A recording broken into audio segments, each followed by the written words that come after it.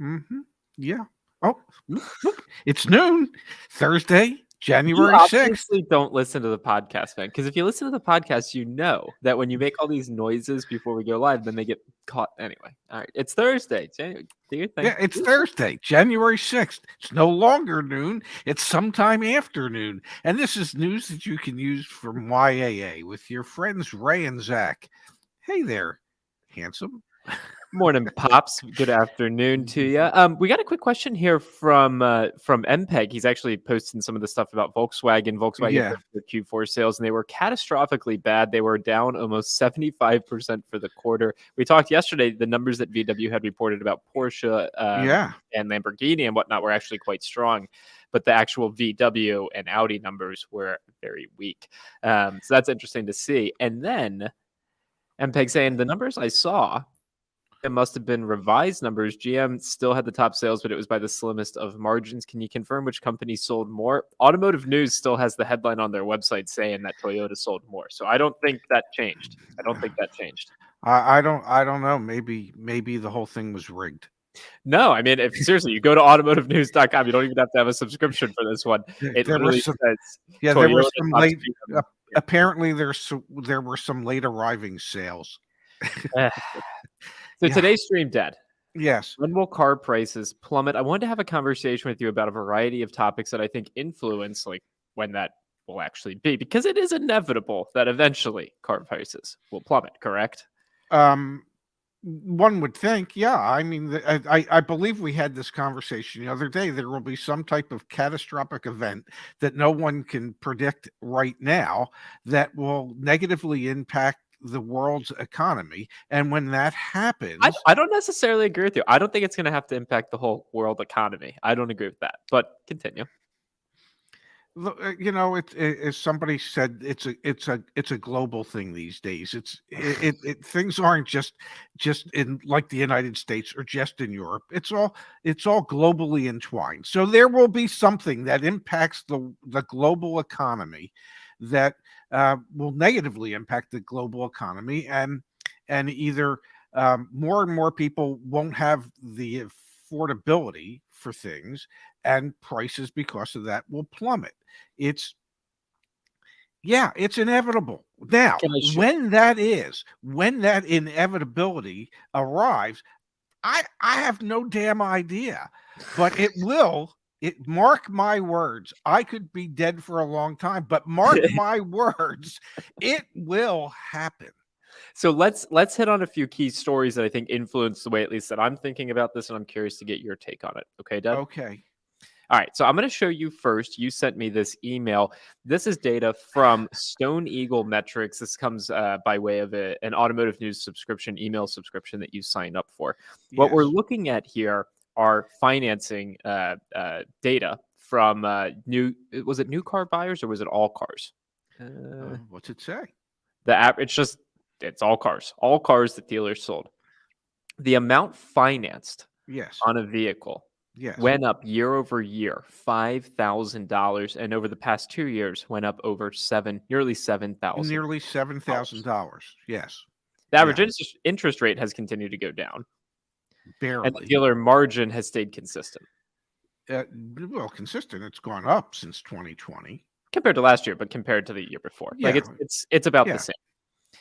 Yes. This signals to me, yes, people have way more access to money than they ever did before, and they're putting it towards buying cars on longer and longer terms so they can make sure that they have, an appropriate monthly payment. Yes. Yeah. And we also have pops. I just want to let me share this with you. So that's like the financing on the consumer side. Yes. We also have stuff like this. Okay, this was just shared with me literally 30 minutes ago from Mario Space on the YAA community forum. This is for a Nissan Frontier. Yeah. This is a lease with a 99% residual factor. This is for an 18-month or a 24-month lease. So we also have captive lenders doing stuff like this. This is for 10,000 miles a year, Dad.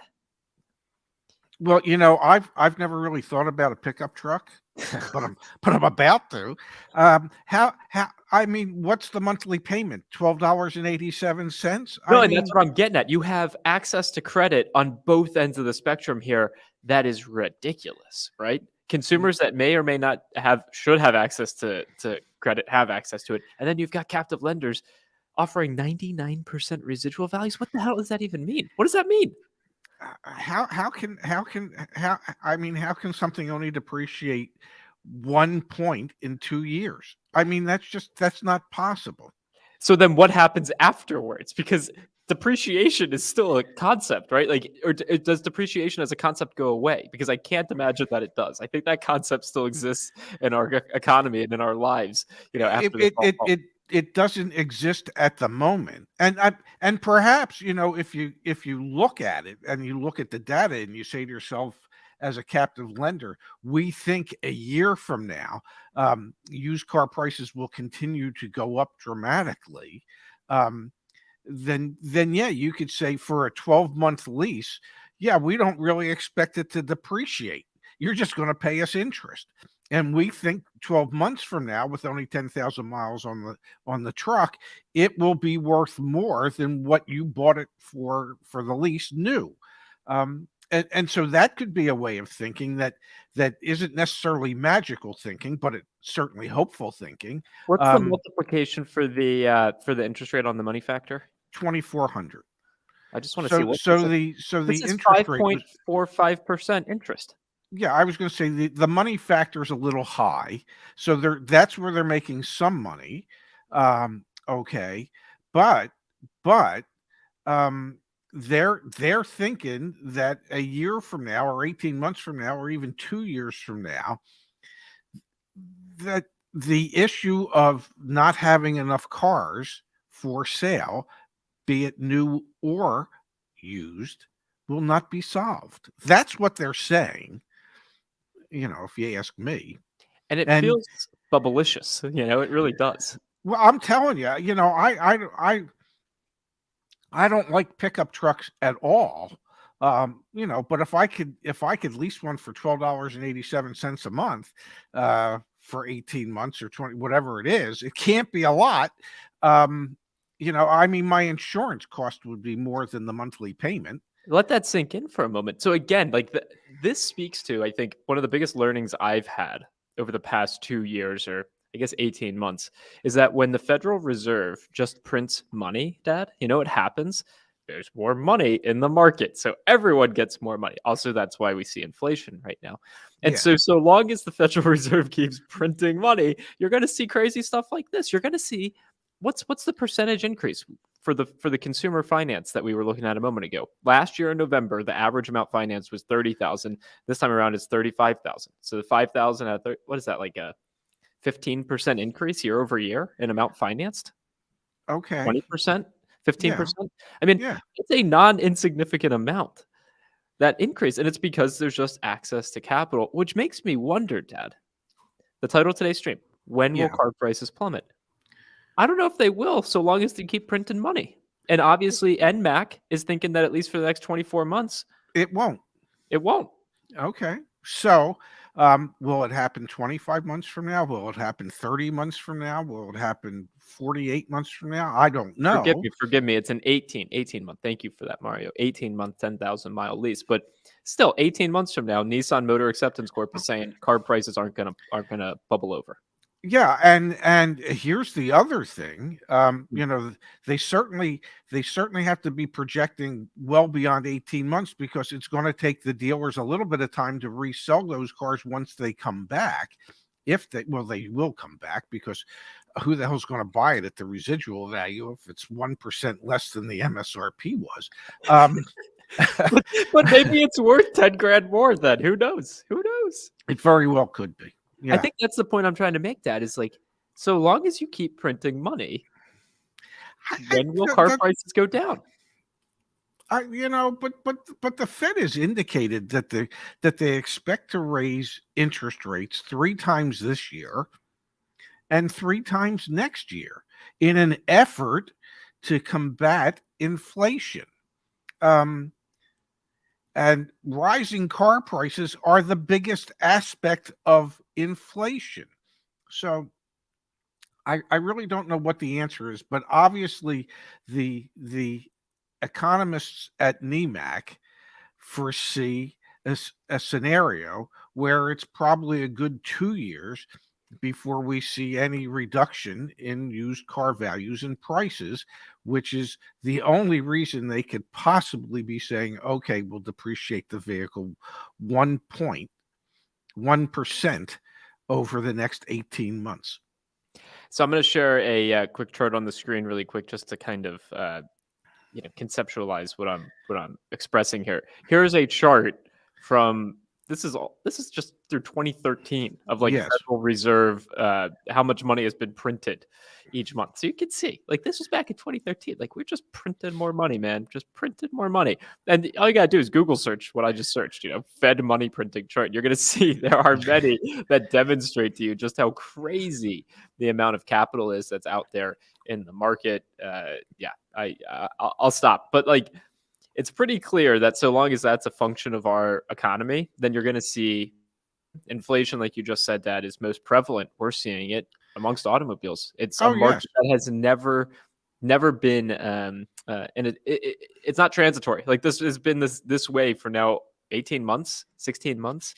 And people are figuring out how to live in that environment, which is crazy. And this is also the reason why you should stop buying cars. If you don't need to buy a car, don't buy a car. Well, even if you don't need to buy a car, you need to lease that truck. Again, you can lease a Nissan Frontier for like $3 a month, but you're on the insurance. I don't know what the payment is, but if it's only depreciating 1% over 18 months, I mean, whether you need that truck or not, even if you just needed to make a sofa out of it, you can't rent furniture for what you'll be able to rent that truck for. Okay, so another thing going through my head, Dad, as I think about when will car prices plummet, because eventually, like we're saying, before you're dead, hopefully, car Yes, prices will yes. plummet. Then you can be a vindicated man. Yeah. Another thing going through my mind are all of the EVs that are expected to be in the market and the expectation that we have for, some incentives and things like that, rebates, etc. I asked Justin on our team to do a little bit of research Yes. because everyone's talking about, I read that article. Really a wonderful article. So this is back on the Join YA website. Just go to resources, blog, and I think it's right here. It's the first one. It's the top story, EV delivery times, because everyone's talking about EVs. Mm-hmm. When the heck can you actually buy or take delivery, of your EVs? This is fascinating. Most of them are going to be like middle of this year, which we'll actually see if that happens. Well, that's if you went into a dealership and you wanted to order one. Yeah. If you went into a dealership today and you wanted to order one because they didn't have what you wanted on the lot, and in most cases you're looking at mid 2022. And if you're willing to settle for something that they might have available, you could probably take delivery of a vehicle today. It just might not be in a color or a trim. Not all of them, though, Dad. Like, No. there are quite a few that are not going to. Like, for example, yesterday we just got the release of the Chevy Silverado EV. Right, you want that? You're going to be waiting well into next year. It makes me wonder. Yeah, I was just going to say it makes me wonder a little bit. Like when those vehicles come to market, and we have all of these like ICE vehicles that have been like kind of getting produced during this time. I feel like that changing of the guard as we move from ICE to EV, we should see some changes, I imagine, in like the ICE vehicle prices and probably some positive upward pressure on the EV prices because the demand. Like, I think that's going to play a role in how used car prices are impacted in general, like internal combustion engine prices are impacted. Well, if you look at the prices of those EVs on the list, I mean, there's very few inexpensive ones. That's true. That's many, many are. I mean, they're intended for wealthy people only. Although we did get news yesterday, right? Chevy announcing the fact that they're going to have an Equinox and Blazer EV arriving next year at attainable price points, generally attainable price points. Yeah, but you'll be lucky if it comes with 4 wheels at that obtainable price point. Okay, everybody makes a base model of something that nobody wants, that dealers don't stock, that manufacturers don't really build. It's just I hate to. Is it just for advertising purposes? Okay, I mean, come on. I was in the industry for 43 years. The cars that are the least expensive with the least amount of options just aren't built. Okay. When you see advertisements for vehicles for a cheap lease, for instance, and I went through this every day with Mini and Yeah. other brands, okay, the dealers don't have any of those vehicles at that MSRP because the manufacturer makes two of them. Okay. They might have 2,000 dealers, but they make two of those vehicles. Okay. Nobody has them. And so to say that they're going to come in with a $30,000 EV in the Blazer or the Equinox, yeah, theoretically, it's available. Practically speaking, it will not be. Okay, that is not where they're going to invest their manufacturing dollars. And and trust me, they might price it low, but they will also tell the people that are thinking about, hey, it's got nothing. Okay, it's really got nothing. That's not really what you really want is the next trim level up or the trim level above that, because the base car, it's got nothing. And and that's how it works. And people in this country don't want to get the vehicle that's got, well, nothing. Yeah, no, I hear you. I absolutely hear you. However, we saw yesterday Mitsubishi's sales are outpacing Lincoln, outpacing other brands, and Mitsubishi's are traditionally more economical and kind of not that, luxurious, and they're seeing growth. So I think there are brands that will actually find their niche there, like VinFast, for example, when they come more broadly in the US, like that actually might be a niche that some people are able to hit. I agree with that, but my point is that these manufacturers are going to come out with a base price point that really won't be available to the general For public. sure. For sure. That's all I'm saying. Phil did the math, Pops. Yeah. So the Nissan Frontier at a $35,000 MSRP with 6% sales tax will lease for $260 a month for the 18 months at a 99% residual with the little over 5% interest rate on the money factor. Really? That seems How? high. How can it get to $260 a month if it only depreciates 1%? Yeah. What would the math on that, Dad? And this is actually a good example of like how do you calculate a lease payment? You factor in the amount of depreciation. Well, the way first of all, you take $35,000 and you times it by 99%. Okay, and then or We you need can to times get it you by, that illustration, man. We need yeah, that. or you can times it by 1% and you get your depreciation. Now, what's 1%? $350, Yeah. $3,500. What? $350, Yeah. right? Okay, so you take that $350 of depreciation and you divide that by the term. Okay, 18 so months. yes, so 350. So that's what, less than $20 a month $19 a month. Yeah. is okay. And then you take your selling price, and let's say the selling price is $35,000, and you take your depreciation, which was 300, and you add 350, those 350, together. 350. 350, and you add those together plus your acquisition fee, which is probably $695. Okay, and you times all that by 0.00227, I think the money factor was, and Yep. that gives you your interest portion of the payment. How much could that be? 227 Yeah, times. So we're saying let's do it by 36 let's months. call it $36,000. That's $81.72. Okay, you're up to $100. You're not up to $260. There we go. Okay. Depreciation was 86 a month, rent charge is 159 a month, and taxes $15 a month. Well, what is the depreciation based on 99% residual or what? Okay. I'll let you and my dad take that one offline. Yeah. Either way. Either Either way, it's going to be a relatively cheap payment. yeah. There was a time, Huh. many, many years ago, after we had the golf store that went bankrupt, and I got back into the car business, The good old and, days. in the 90s, and Nissan, God bless them, they ran a special on an Altima, and it was like $179 a month for 24 months at 10 or 12,000 miles a year, whatever it was, with like nothing down. And I was just coming out of a bankruptcy, but I was working.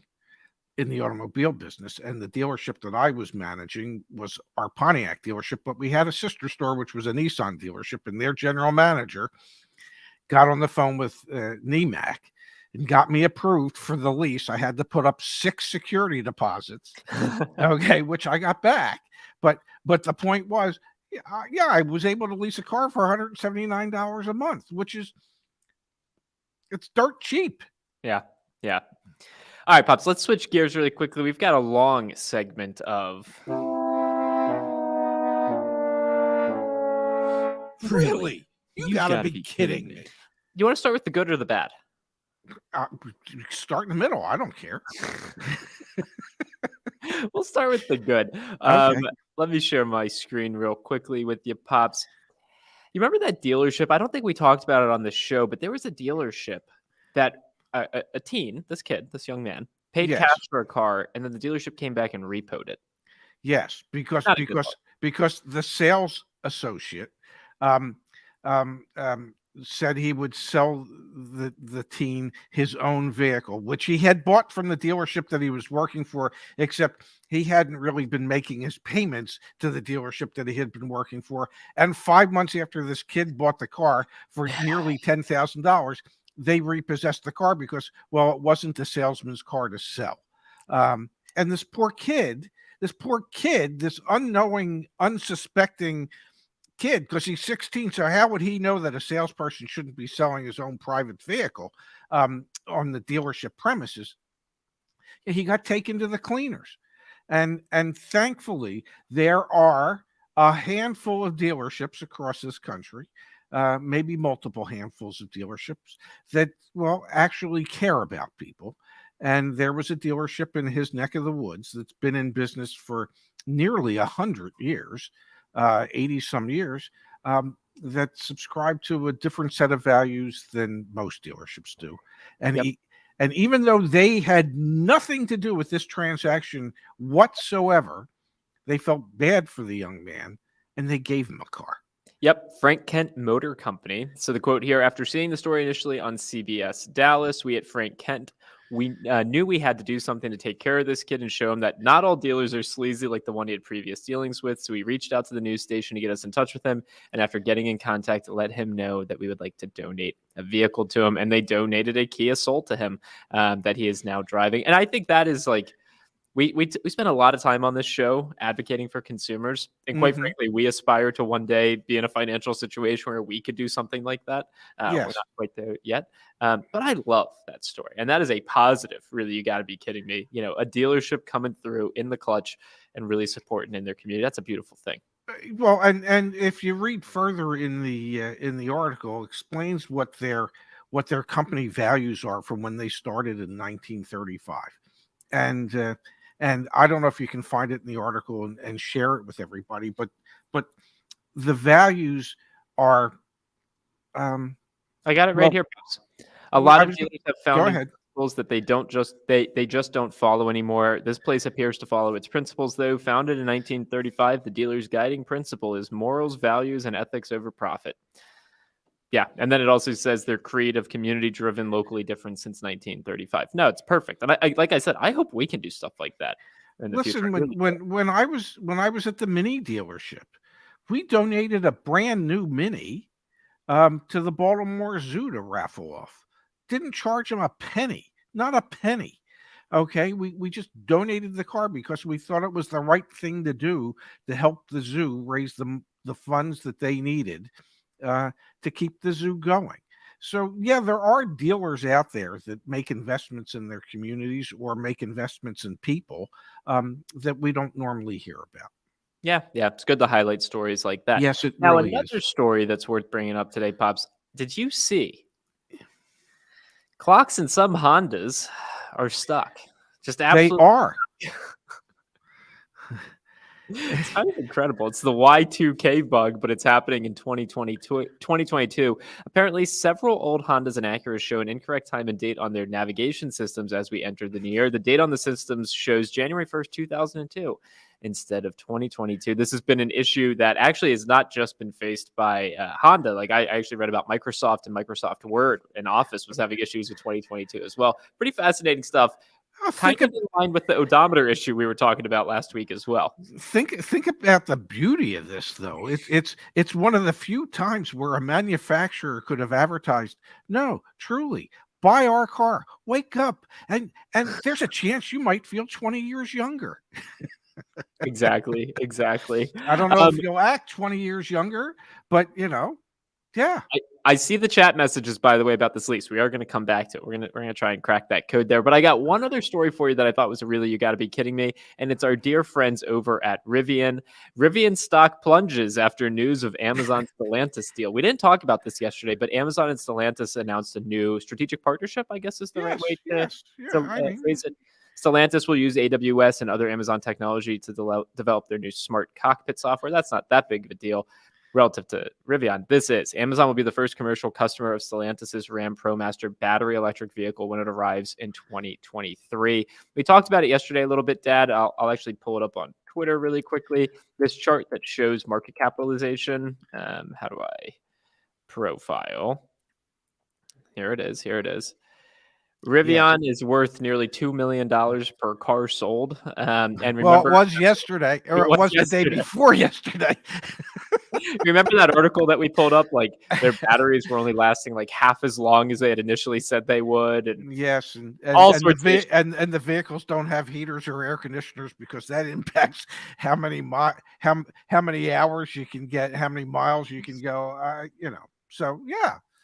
I mean, why should there be any issues, and why should the stock plummet just because Amazon is agreeing to work with other manufacturers out there and to also buy their vehicles as well? I mean, Amazon says that this doesn't reflect how they feel about Rivian.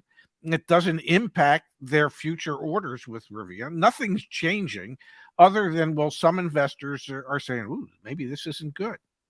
Their stock's down 25% in the past month. Just throwing that out there. Well, what isn't good is thinking that they're valued enough that for every car sold, it's worth $1.9 million. Okay, so back to this lease. I want to get this right because we've got MPEG in the chat saying Phil's right. And Phil and Mario were joking about how it likely just broke the lease calculator that they were using because it's not used to 99%. Very well might have, yeah. I don't think those are programmed for 99%. Yeah. Was an MPEG saying the $2,400 number doesn't work in this situation? I don't know why. The $2,400 does work. It's the money factor, and if you want to figure out the approximate interest rate of a money factor, you times it by 2,400. The money factor is the money factor. If they're saying the money factor is 0.00227, you times that by 2,400, and it'll tell you what the interest rate it's equivalent to. So it does work. Here you go. Bill's saying the $86 a month depreciation part includes the acquisition fee and dealer fees. We weren't capturing those. We were kind of capturing the acquisition fee, but no. This is how you figure a lease. Okay, you take the MSRP. I'm giving you the stage. You take the MSRP and you times it by whatever the residual value, what's left over, which in this case is going to be approximately $350, is divided by the term, and the term was 18 months, so it's about $19 a month. Now, the rest of the way you can figure the lease is you take your selling price. Now, we're all assuming that the selling price is the MSRP. I don't know that for a fact. Maybe they've marked up the selling price $5,000, $10,000. I don't know. But if it is $35,000, which is the MSRP, you add to that the acquisition fee, which even if they mark up the acquisition fee to $995, now you're up to $36,000. Okay, and your depreciation is based off of the depreciation amount is based off of the MSRP. The total depreciation would be based off the selling price and anything else added to the selling price. But it's still. MPEG, follow up with us, man. Follow up. If we're missing something, my dad's been doing lease math in his head since I was born, so I can't imagine. Also, Bush did. Oh God, actually, nope. Sorry, can't show that one. Don't appreciate that. You know what? You can put nice comments in the chat, but you can't have offensive. Please no offensive names and things like that. So The comment was about us partnering with AWS since we run our systems on AWS. So we should announce that we have a partnership with AWS. But you can't have offensive, please, no offensive. Try and keep this as a nice space. Anyway, NMAC with their leases, consumers with access to credit.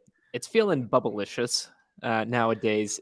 And our hypothesis is that it's Yes. going to continue to feel bubblicious for a little while longer. I believe if bubblicious equals high prices, it certainly will be bubblicious for quite some time. Phil, thanks for running the numbers in the lease calculator. We do appreciate that. Mario, thanks for making me aware of it. And everyone who joined us, thanks for being here, Pops. We'll be back tomorrow. Does that sound about right? Tomorrow, Friday. Tomorrow's Friday. Then we will be back tomorrow at noon, and then after Friday comes Saturday. I think so.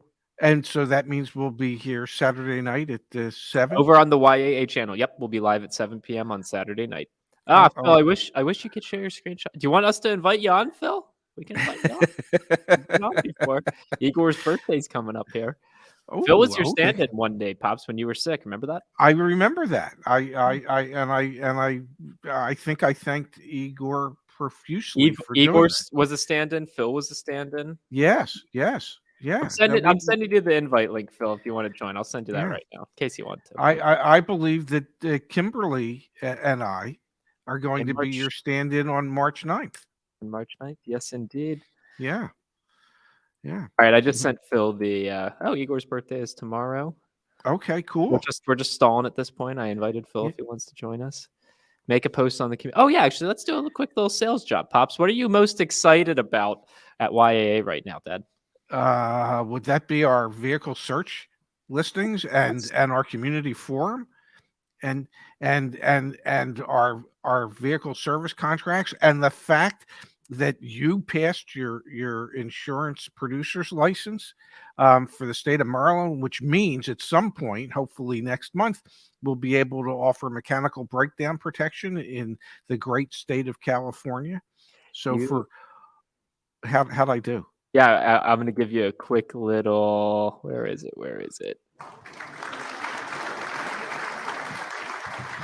Thank you. Phil's not going to be able to join us. Everyone that's being here. Igor, happy birthday. Pops, I'll see you tomorrow. Sound good? It does to me. I'm going to go have some lunch. How about you? What are you having? I'm going to have turkey and American cheese on a toasted English muffin. I was going to guess rye bread. Good. I'm excited about the English muffin. Those are tasty. Yeah, me too. Yeah, I'm looking forward to it. Love you, Dad. Have a good one. Love you too, handsome. Have a great rest of your day. I'll see you around 4, I believe. Hey, MPEG was riding on the Peloton and went over 30. Congrats. All right, see ya. We got to end this. Glad we could help.